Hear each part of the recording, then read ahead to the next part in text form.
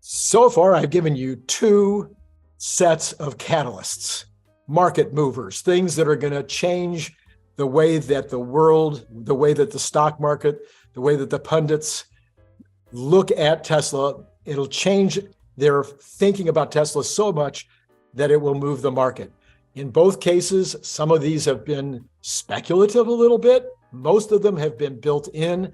Like, for instance, on the last the last video, I talked about the clarity on IRA subsidy impacts. Well, we're going to get clarity on IRA subsidy impacts. And when it becomes clear how many billions is involved, then that'll move the stock. So as you can see, most of the things that are on these lists are things that are going to happen.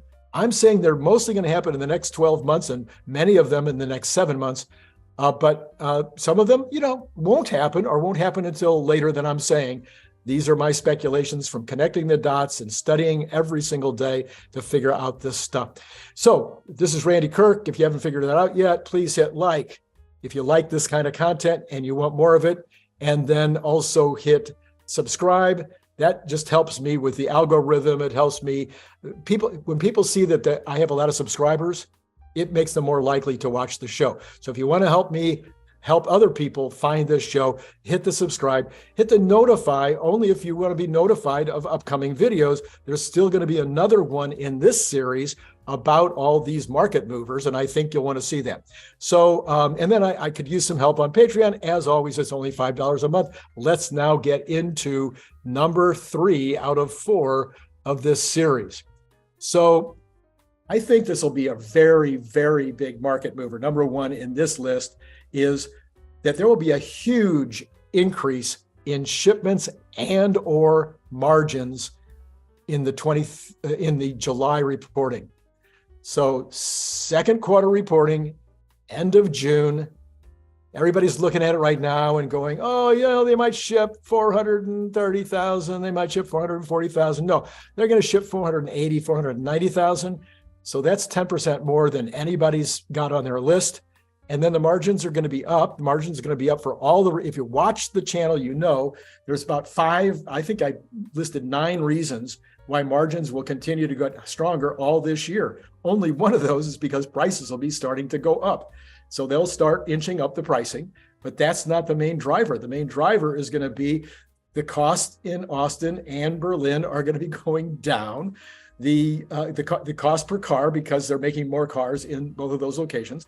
The cost of all of their cost of goods is going down because many things, in particular, battery costs are going down, but also other commodities that are used in the car production are going down. And that's going to start flowing through and showing up in the second quarter. And there's a bunch more reasons like that. If those 2 reasons make sense to you, you might want to go back and look at that video and see the other reasons I gave there. So then, so I think both margins, the numerical shipment number will be much higher, probably in the order of 10% higher, close to 500,000 shipped, maybe hitting 500,000. It is entirely possible they could hit 500,000 shipped. I'm saying it'll be 490. And then I think margins will jump up to maybe in the range of 21%. Those 2 things together is going to be a significant turnaround from the last 2 quarters, and that should move the market. Take into consideration, I should have said this in every single video, I'm anticipating that the market will also be moving higher and that the market movement itself is going to create more risk on involvement. And as risk on involvement goes up, so does Tesla stock, and so do these kinds of events. These kind of market movers taking place has a much bigger impact on the stock price when we're in a risk on environment. And I believe that'll be true by end of summer into the fall. All right, number, whatever I am here, number 2, I think. Okay, 4680 ramp hits 100 gigawatt run rate in quarter 1 of 24. So what am I talking about here? Well, Austin is designed to handle, to produce 100 gigawatts. That's in the initial design. Most people speculate that once they hit 100, they will probably increase it to 200. Doesn't take up a lot of room. So, and they've got everything down there in Texas. So why wouldn't they increase it to 200? In the meantime, of course, Sparks is supposed to be going to 100 and eventually going to 500. That is going to take place probably starting later this year as they get it all figured out down in Austin. Once they get to a place where they think they can begin to use what they've learned in Austin, then Berlin and Sparks will start to make batteries. Somewhere in the next 4, probably more like 6 to 9 months, Tesla is going to hit their initial plan of 100 gigawatts. When they do that, I believe the market will respond. Okay, the next one, number 3 on this list, is the first time that Tesla hits 600,000 cars in one quarter. I'm saying it's going to be 490 in the second quarter. So I'm saying it's going to probably be 600,000 in the fourth quarter. 600,000 cars a year. Well, that gives you a run rate of 2.4 million. And since the highest total that anybody except for me is talking about for 2023 is 2 million, and then you've got a run rate going into 2024 of 2.4 million, I think that will move markets. I believe that people go 600,000, they made 600,000 cars. And that's without the ramp on the Cybertruck. So yeah, I think that will move markets. Let me go back to the 4680 for a minute. I don't think I emphasize this enough. Tesla being able to make their own batteries is a very, very big deal. And the 4680 is supposed to be the lowest cost battery that's out there. And I believe eventually on the 4680 that Tesla will be chemistry agnostic, and they'll put in whatever chemistry is the best deal for them at any given time in terms of what they need for the cars or for energy storage or even for robots. So watch for, this is I'm sure you already knew that. I felt like I needed to go back and say it. All right, the next one. California approves the safety score for insurance. So right now, if you don't know it, I believe every other state that has approved the insurance, Tesla's insurance, says their safety scoring method of determining how much to charge for insurance is fine. But the state of California, for some reason, probably a lot of lobbying effort that's going into, remember, California is either the 4th or 5th biggest economy in the world. So I think they passed Germany to become number 4 in the world in terms of the size of their economy. So it's very important that Tesla be able to sell their insurance in California in the same way that they're doing it everywhere else, which is based on the safety score, not based on your age or your IQ or where your parents live or, no, we want it based on the safety score. So why California is taking so long on that, I don't know. I haven't looked into it. Maybe you know. If you do, put it in the comments, please. But that, I think, if California comes along and goes, okay, you can use the safety score, I think that'll move markets because that'll genuinely drive up California take rate on the insurance here. So then the next one, some state agrees to use for Tesla to use a driverless robotaxi. All right, so there's a couple things that have to happen, obviously, for that to happen. Number one, we have to get to the place where Elon says you can drive the car from the back seat. We already had that in one of the other lists. The second thing would then be that Tesla would have to want to start putting actual robotaxis on the road where they're charging people or letting them ride for free, where there's a robotaxi system somewhere. My speculation is that will be in a place like maybe even Sparks, Nevada. Someplace where you have a fairly small population away from other cities where they can test it and make it and see how it's working.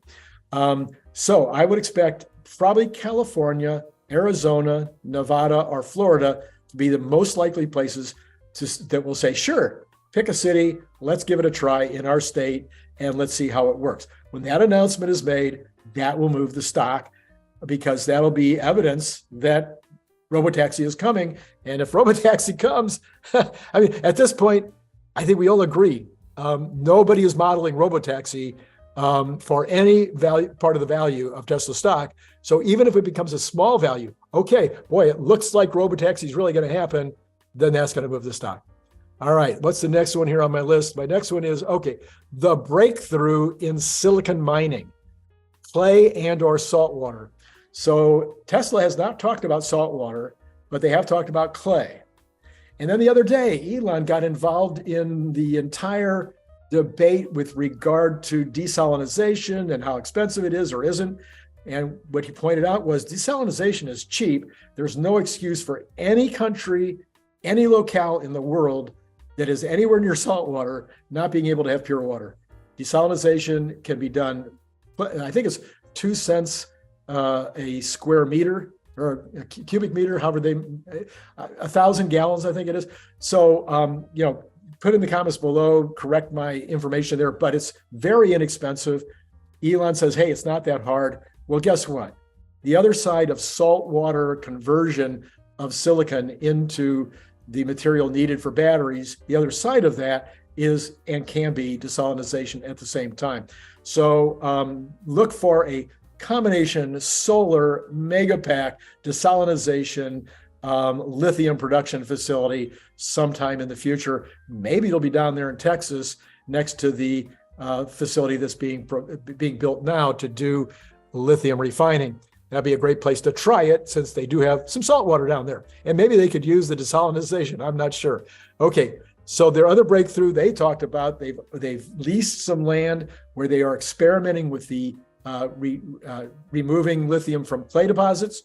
They believe they've got something that would be very special, that would be special both in terms of the cost and also environmentally really good.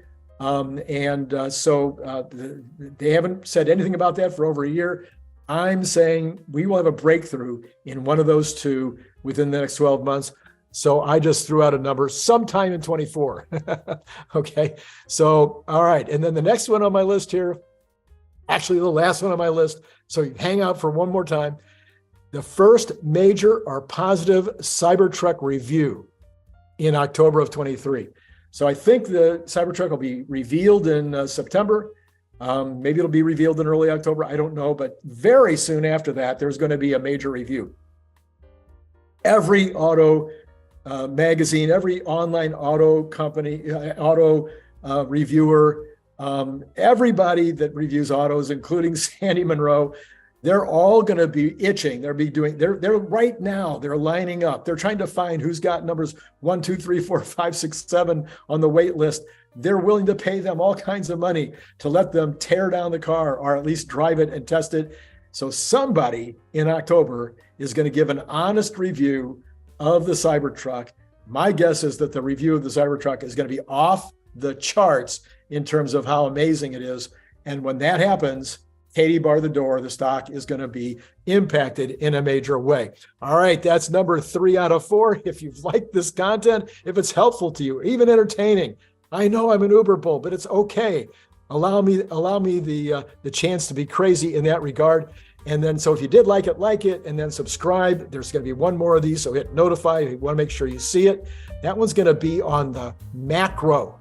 The last one's going to be about the macro impacts. What's coming in terms of macro, because the stock is attached to the macro. The reason it's down is for macro reasons. The reason it'll go back up is because the macro stock market, the economy, everything will be headed up. Talking about that on the very next time. And please join Patreon. It's only $5 a month. This is Randy Kirk. It's been great talking to you. Click the link below to get your paperback, Kindle, or audiobook now.